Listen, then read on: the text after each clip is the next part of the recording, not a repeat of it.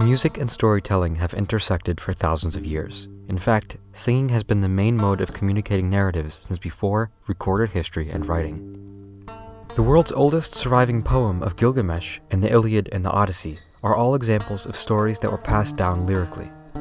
The tradition has continued ever since then, appearing in works across the centuries such as that of Beowulf, King Arthur, and the Mississippi Delta singers.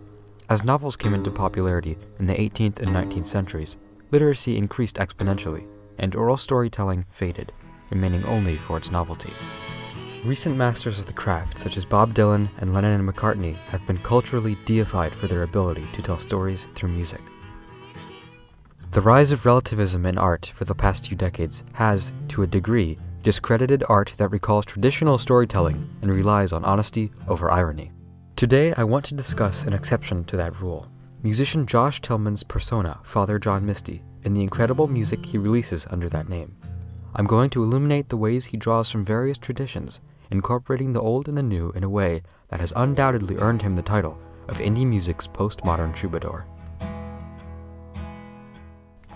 The man behind Father John Misty, Josh Tillman, has been involved in the release of exactly 14 albums since he began his career as the drummer for post-rock band Saxon Shore in 2001.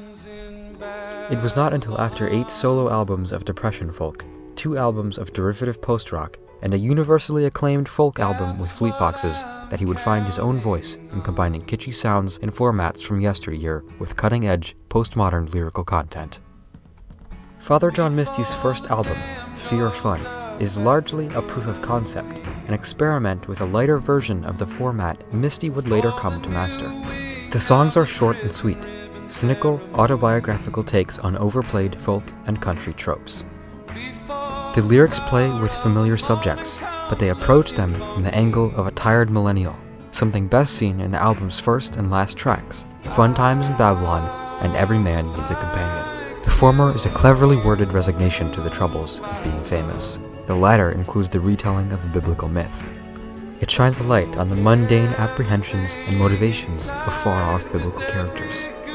While Fear Fun isn't as nihilistic and detached as the rest of Misty's music, the foundations are there. He delves into an absurdist view of the world but doesn't examine it, instead commenting on how he's affected by the things that bother him in life. Songs like Nancy From Now On and I'm Writing a Novel detail substance abuse, though on this album, we only get a few hints as to the causes of such abuse.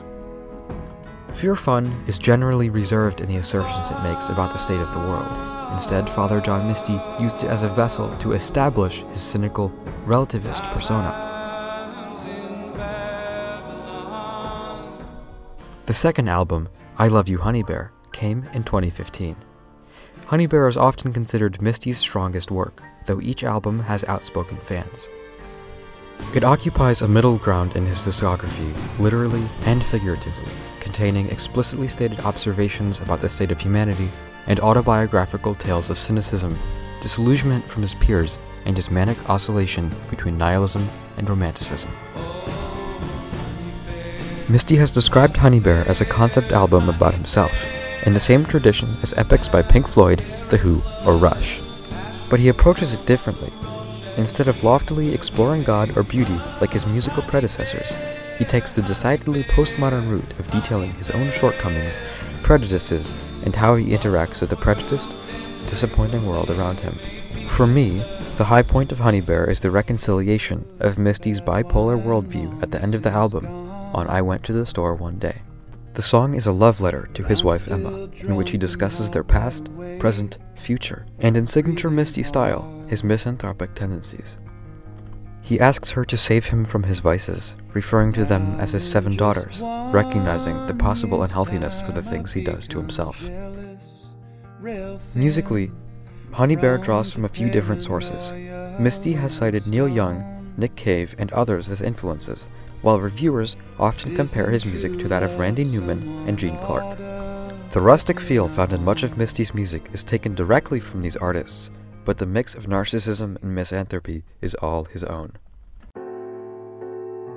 Pure Comedy, Father John Misty's third album released earlier this year, dives headfirst into armchair philosophizing and the cold societal commentary found on tracks Holy Shit and Born in the USA from his last album.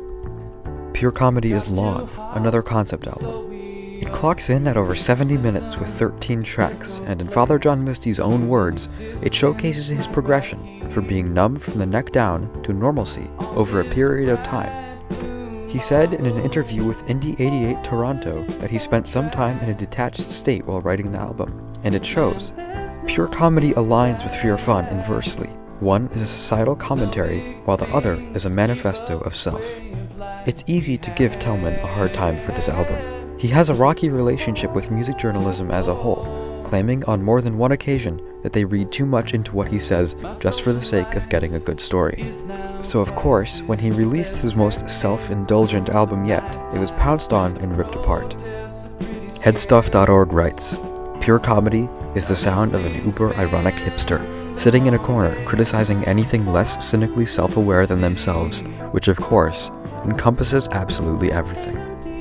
On Pure Comedy, Josh Tillman has set his alter ego above the joke. It's our fault for encouraging him.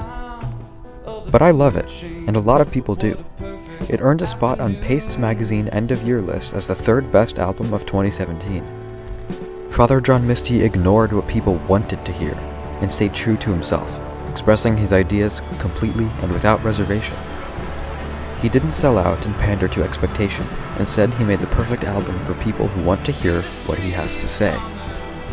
There's something special about his worldview and the way it evolves from the beginning of the record to the very end, the first song being a diatribe against humanity's stupidity and the universe's cosmic indifference. The last song is a resignation to life's meaningless, a declaration that he'll make the most of it. The album's instrumentation recalls that of Billy Joel and Elton John, featuring piano ballads and dirge-like acoustic guitar with long songs and ambient instrumentation. Father John Misty's future looks bright. He's been teasing the fourth album for a little while now, and this is what we know from an interview with British music magazine Uncut. Misty described the album as Honey Bear without the cynicism. We know it'll have 10 songs, it's upbeat, self-produced, and non-conceptual. As of October 2017, it's being mixed, so expect an announcement sometime soon. After the gaping hole Pure Comedy left in the Father John Misty canon, this might seem like it's coming out of left field, but it's not.